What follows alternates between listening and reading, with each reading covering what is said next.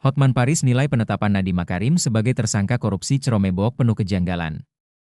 Pengacara kondang, Hotman Paris Hutapea, buka suara mengenai penetapan mantan Menteri Pendidikan, Kebudayaan, Riset, dan Teknologi, Mendikbudristek, Nadiem Makarim sebagai tersangka kasus dugaan korupsi laptop Ceromebok oleh Kejaksaan Agung RI. Hotman yang juga kuasa hukum Nadiem Makarim itu menilai adanya hal yang janggal ketika kliennya ditetapkan sebagai tersangka, sebab, kata Hotman, dari hasil penyelidikan jaksa terungkap bahwa Nadiem Makarim tidak terbukti menerima uang suap dari pihak manapun untuk pengadaan laptop Ceromebok dan tidak menemukan markup harga laptop oleh mantan bos Gojek itu.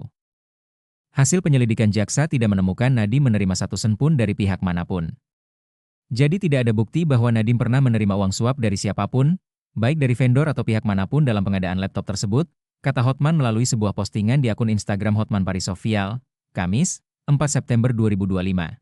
Ia menambahkan, tim kejaksaan juga tidak menemukan adanya markup, penggelembungan anggaran, atas harga dari laptop dan sistemnya. Karena semuanya melalui prosedur yang benar, tidak ada markup sama sekali, ujarnya. Karenanya Hotman mempertanyakan di mana korupsi yang dilakukan Nadiem.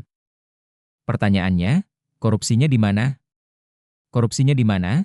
Ucapnya. Hotman pun kemudian membandingkan kasus yang menjerat Nadiem Makarim dengan mantan Menteri Perdagangan, Mendak, RI Tom Lembong. Hotman membeberkan, Tom Lembong juga tidak menerima satu sen pun dari impor gula, tapi diadili sebagai terdakwa korupsi dalam sidang.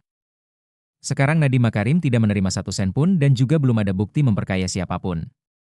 Tapi Nadiem sudah ditahan, kata Hotman. Oleh sebab itu, Hotman berjanji akan berjuang membebaskan Nadiem dari tuduhan korupsi di pengadilan. Kita akan berjuang di pengadilan, imbuhnya. Penetapan tersangka Kejaksaan Agung, Kejagung, RI telah menetapkan Nadiem Makarim sebagai tersangka dalam kasus dugaan korupsi laptop Ceromebok, pada Kamis, 4 September 2025, Kepala Pusat Penerangan Hukum Kejagung, Anang Supriyatna, mengatakan dengan alat bukti yang cukup, pihaknya menetapkan Nadiem Makarim sebagai tersangka kasus dugaan korupsi pengadaan laptop Ceromebok. Penetapan ini setelah penyidik menggali keterangan saksi dan menemukan lagi sejumlah alat bukti yang cukup.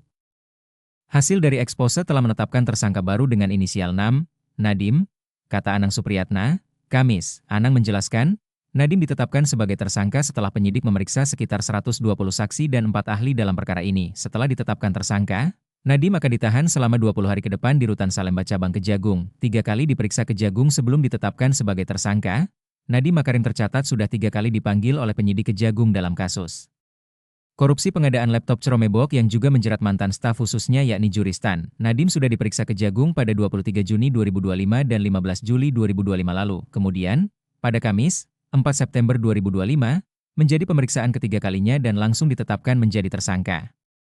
Tersangka lain selain Juristan, Kejagung menetapkan 3 orang lainnya sebagai tersangka yakni Ibrahim Arif konsultan teknologi di Kemendikbudristek, Sri Wahyuningsi selaku Direktur Sekolah Dasar, SD, Kemendikbud tahun 2020 hingga 2021 dan Mulatsya selaku Direktur Sekolah Menengah Pertama, SMP, sekaligus kuasa pengguna anggaran, KPA, Kemendikbud tahun 2020 hingga 2021.